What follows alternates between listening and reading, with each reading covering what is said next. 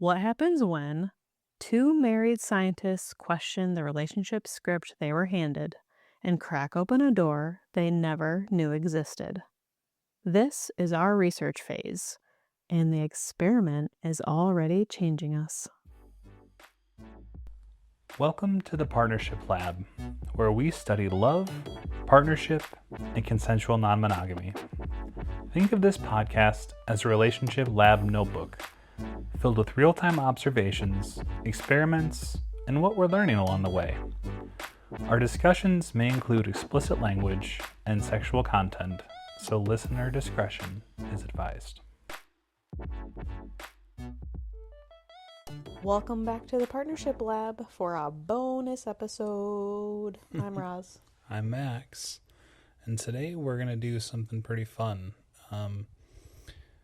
We talked a little bit on one of the previous episodes about our experience doing a dating profile, and we did that on Field, and one of the things that really stood out to me when we were making that was it's very inclusive from gender to sexuality, and there was many terms used that I'd never even heard before. So we thought, in the spirit of being the scientists we are, that we could do a couple of these where we just go through some of these terms and help out the listeners with expanding their vocabulary a little bit. And not that you can't just like sit at your desk or computer and Google like 100 or plus terms, you know? So maybe it's a little bit more fun to listen to it. So yeah, sure. And you can come back to this. And I think it's the disclaimer that everyone probably knows is out there, but we're just going to say it, that this is our best interpretation of these. We've used a couple of different books, including Polyamory for Dummies, and a Field glossary, like Field as in the app. But different communities use these terms in their own ways. And so if we get something wrong, feel free to email us. It's always in the show notes. We're happy to correct ourselves, but certainly none of it was done, maliciously. So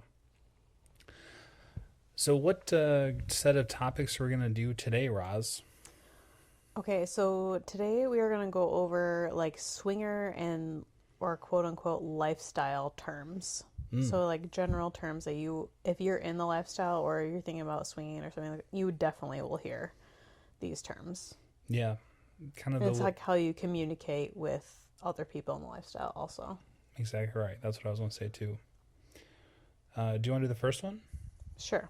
So the first one we're going to go over is soft swap. Usually it's like a couple and another couple. And I think you're usually like together. I'm not sure. Yeah, we're going to get to the dynamic of who is where, but I don't think that's necessarily implied in soft swap. I think soft swap is very specific to I think it's often used that way though. Yeah, I think a lot of times it'd be like soft swap same room would be like how someone would communicate with you. Yeah. So so soft swap is what? So it's usually like you're kissing, touching, sensual play. Maybe there's some oral involved, but soft swap has a very distinct boundary where there's no penetrative intercourse happening. It's important because this is kind of like where a lot of people start. Yep. In their like exploration. It's like a trust building exercise because like you're being intimate with like somebody else, but it's not like your primary partner. Helps to kind of build that muscle of seeing it without it maybe being quite as dramatic. Yeah. So why don't you do the next one then to kind of close the loop on that? Okay, so this one was soft swap. There's also a full swap, that's where it's like we said in soft swap, there's no penetrative intercourse. So a full swap, this is like full on like penetrative sex with another person or people. And I think it just is devised that way. There's That's just like the biggest boundary I feel like in the community Yeah. is because you're taking into like someone's safety really Yes. into consideration.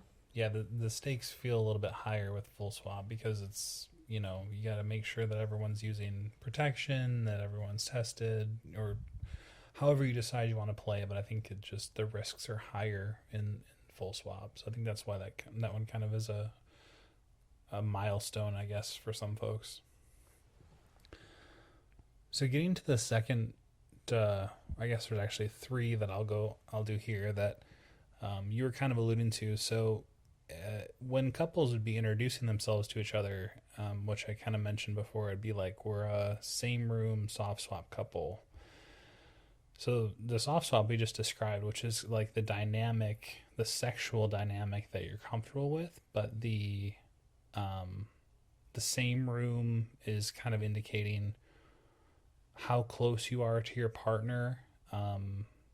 And I mean that one's pretty self-explanatory. So like proximity of yeah, closeness. yeah. So if you're same room, that means that well, it even goes as far as to say same bed sometimes. So it's like same bed would be both couples are on the same bed playing, whether soft swap or full swap. You can be in the same room, which might mean that you're in adjacent beds, and then it can go to separate room, separate play, and that one has more meanings. So it could be that you're at a resort or something and a partner is going off to play by themselves.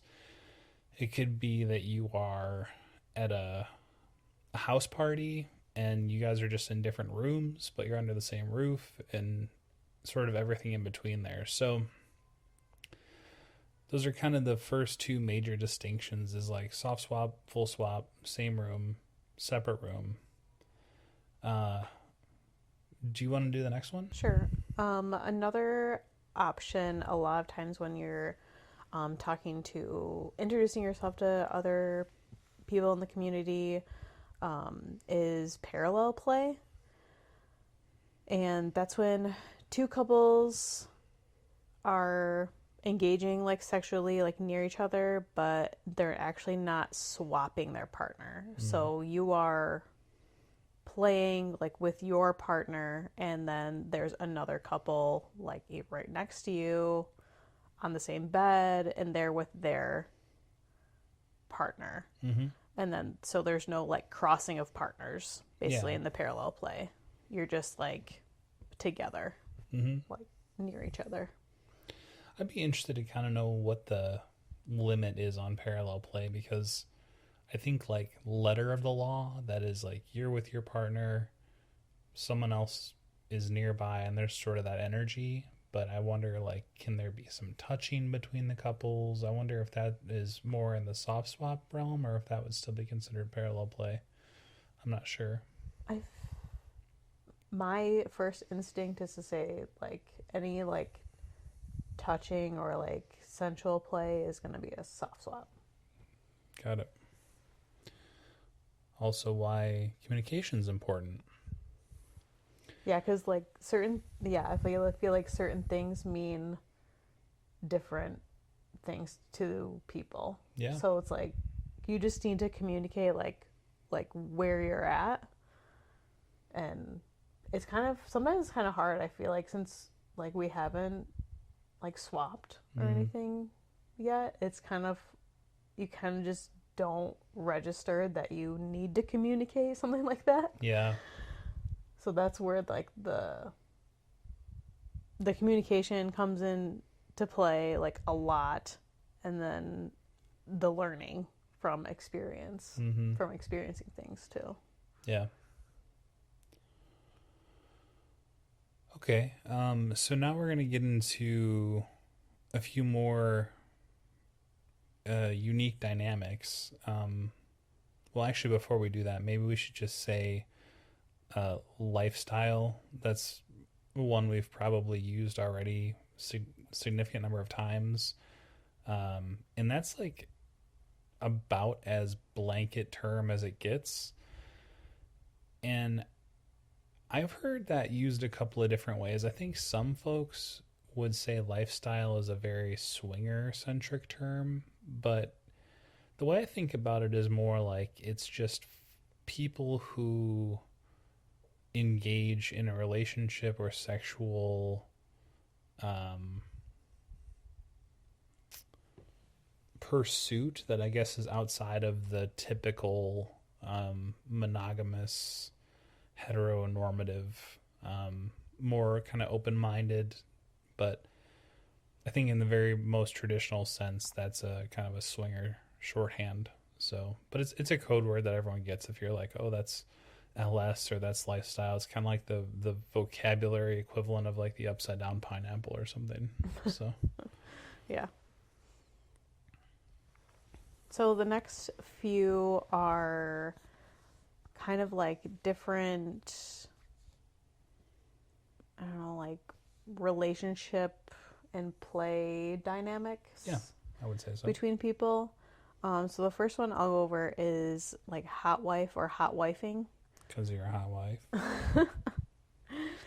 And so this is like a consensual dynamic where the woman has a sexual experience with other people with the support of her partner.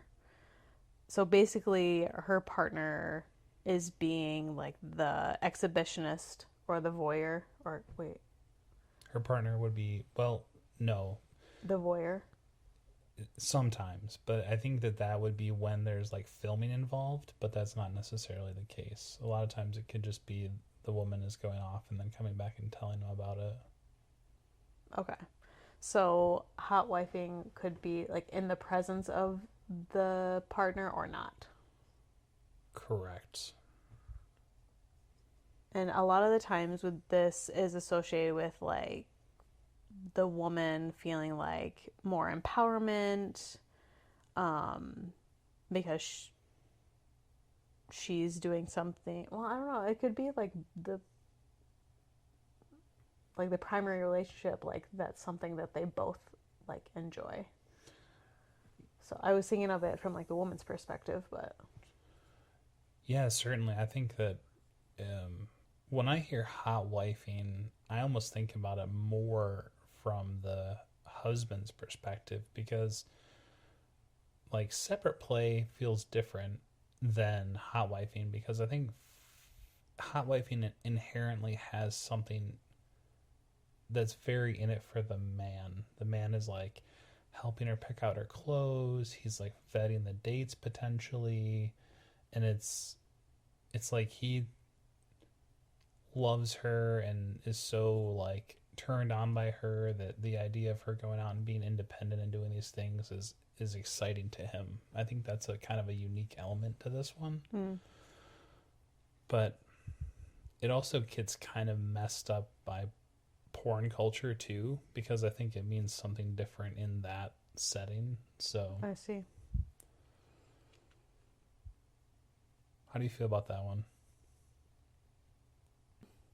Like I could definitely maybe see like if you were watching, I'm not so sure on like the completely separate Got it. part of it Okay. for myself. Yeah. So I think this one's actually very, very similar. Stag Vixen. And again, that's a very supportive male partner and a sexually exploratory female partner. So a stag is the male partner. Correct. So stag is the supportive male partner and the vixen is the female partner. Correct. And I think the difference I see here is that in that relationship structure, and again, these definitions are used differently by a lot of people, but I think that one is less male pleasure centric. So I think the hot wife one is very much like the woman is probably getting a lot out of it, but she's kind of doing it for her husband, where I think the stag vixen one is more like the husband is supportive and she's doing what she wants to do. And in my interpretation. Interesting. So what's the difference between like stag, vixen, and like a cuckold situation? Which we'll go through that one too. Well, yeah, let's do it now. So I think that those three are probably the ones that are the most confusing. So again, just to reiterate, I think the hot wife is like the female is getting sexual pleasure, but the male is like being catered to with that. The stag vixen is like the woman is maybe a little bit more independent, and it's not doing it just to please the man. And then the cuckold is very much a humiliation centric dynamic where, you know, maybe he's watching and the woman is like saying, oh, you know, he fucks me so much better than you do, or like he's so much bigger than you. Like those are the types of things that you hear in that dynamic. And you know, maybe I think a lot of times there's like a reclaiming for some of these, but I think in that specific sense there can sometimes even be like a like he doesn't get to reclaim her because he's like the submissive one. So, and that's actually turned into kind of a slur in like this bro podcast culture when like the alphas will say, oh, like you're such a cuck or whatever, which is unfair because I think it's kind of like the version of like when kids would call each other gay when we were young, you know? Right. But so anyway, I may have totally butchered that, and if I did, please email us, but that's kind of my interpretation of those three different ones. Yeah, the cuckold one just doesn't sound fun for me. Yeah, but if that's like your thing, you do you. I'm just saying, like, personally, like for myself, like it doesn't sound like I would get any enjoyment out of it.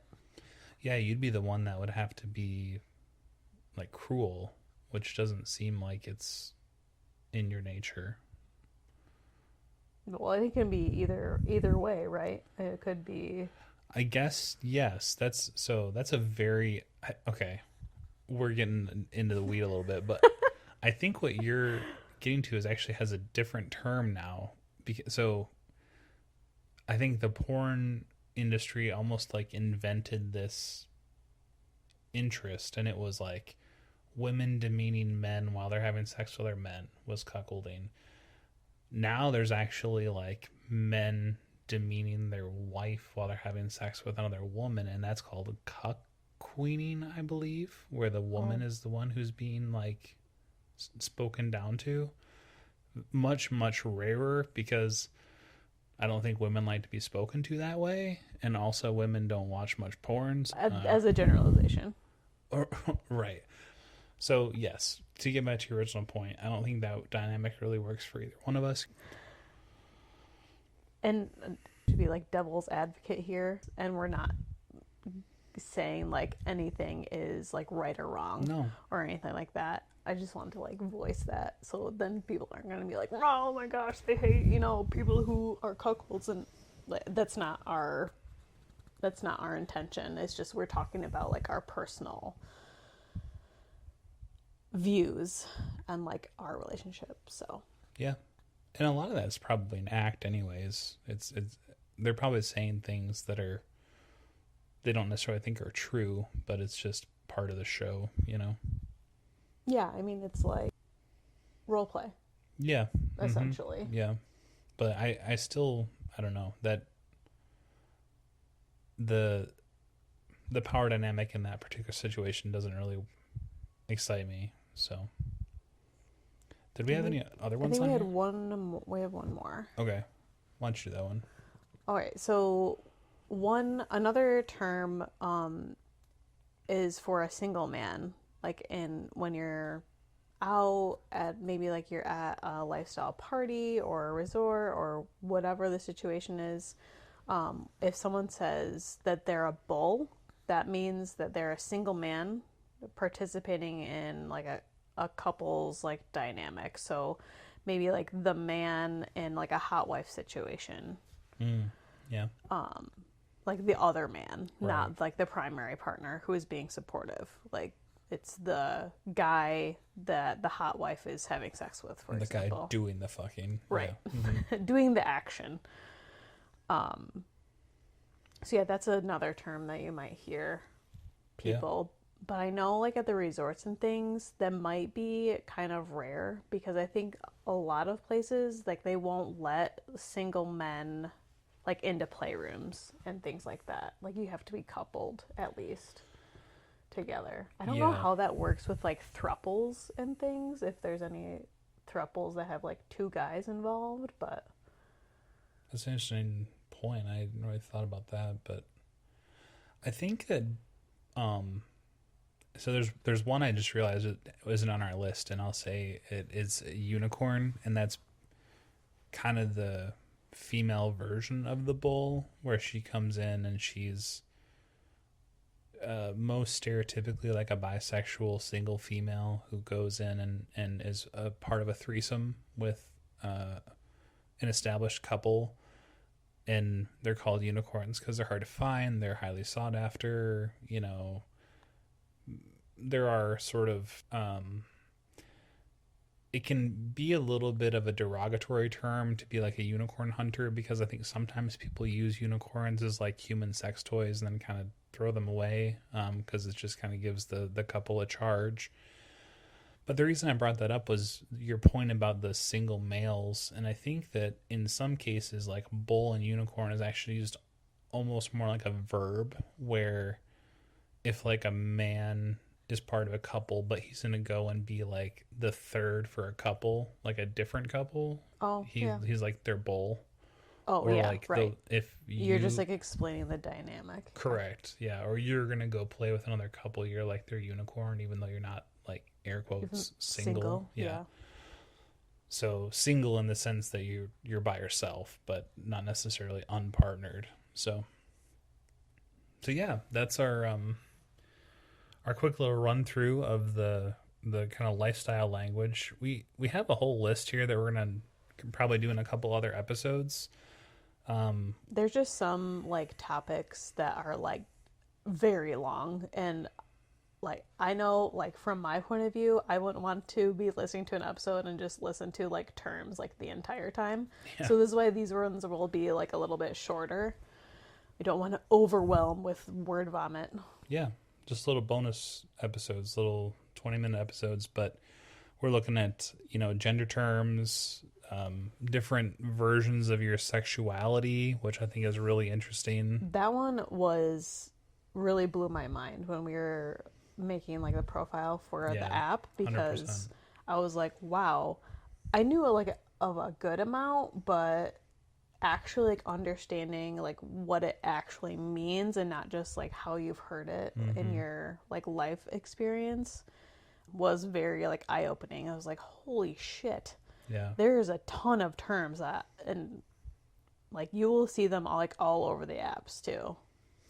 And I think it's been complicated by the expansion of our understanding of gender, because like just, you know, bisexual was like really useful when there was only two sort of identifiable genders, but now there's a bunch more for the reason that there's, you know, many more gender presentations. So yeah, we'll do gender, we'll do sexuality. We've got a couple of different setups for like the different relationship dynamics in a more poly sense, but today was really just focused on, you're going to a lifestyle resort, you're introducing yourselves as a couple, what are the terms you need to know?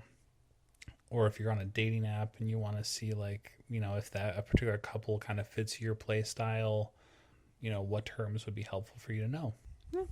Any thoughts before we sign off? What have we been up to lately? Maybe we should just do a little update. We are doing several events this year. Yeah. We like some of our first ones. Yeah. Toronto. Yep. Naughty Gym. Through Naughty Gym that we're gonna go to. Let's see. We put our deposit down to go to Hito. Yeah. Yeah. Which I think that'll be a really big experience for us. For sure. Go going in January, also with Naughty Jim. And then Libertine Scottsdale in October. Yep. And we've been watching Love is Blind. I don't know if we're the last people on the planet to watch this show. But boy, we're only on the first season. And it's been fun to like think who's cute and who's not cute, and then like who's a total douchebag. And I don't know about you, but I went from like, how did their bonds get so strong so fast, to wow, that fell apart pretty fast. That fell apart quickly. Yeah. And I really do think it's outside influence. Like, if you were sequestered for your like relationship and things, I mean, obviously it would be really hard if you didn't have family and stuff, but like I feel like it's a completely different scenario when you're sequestered versus, I mean, I understand why they do it too, sequestered versus like out in your like normal life. So you can like make those like connections super quickly. Yeah. And it's like, then you get married like within a month of just meeting this person. Yeah. It's like 20 days of being like face to face, like in person. It's insane. Yeah, it really makes you question the sort of idea of like soulmates, which I always kind of thought was weird to think like of 8 billion people, there's literally one person on Earth that you're supposed to be with, just because like just the odds of that doesn't seem right. But the idea that you could put 20 people into an experiment and like 12 of the 20 find someone they're convinced they want to marry without ever seeing them. Yeah, that's a hard sell. I honestly think there's only one couple in this season that's going to actually get married, and yes, we'll have to see what happens. Yeah, but I do too. There definitely some are stronger than others for sure. And there's one woman who is like drives me insane, literally psychotic. So. Yeah, she drives me insane. But anyway, that was our little blip of what we've been watching for you. But I hope you enjoyed this episode. Again, as a quick one, we'll be back again with our full-length episodes soon, but just wanted to drop a little bonus for you here. We've gone over 100 downloads, so that's it's what cool. Did you say, 3 countries? Yeah, in 3 countries. So cool. I didn't pay for the upgrade, so I don't know what countries they are, but I don't know. We'll see. But anyway, we love you guys. Hopefully this is valuable and it's fun for us, so we're going to keep doing it whether you listen or not, but we love that you're listening. So. And also join our book club. Yeah. Yeah.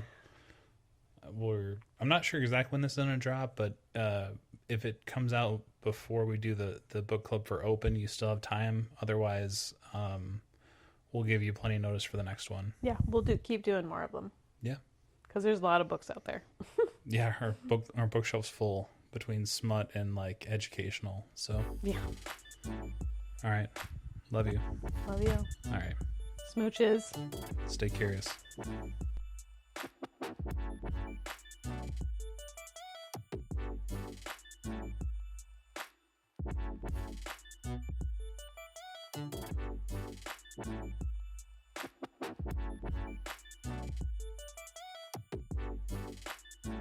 These conversations reflect our own observations and experiences and are not professional or institutional advice. They do not reflect the thoughts or opinions of employers, family, or guests, nor imply their approval of the content shared.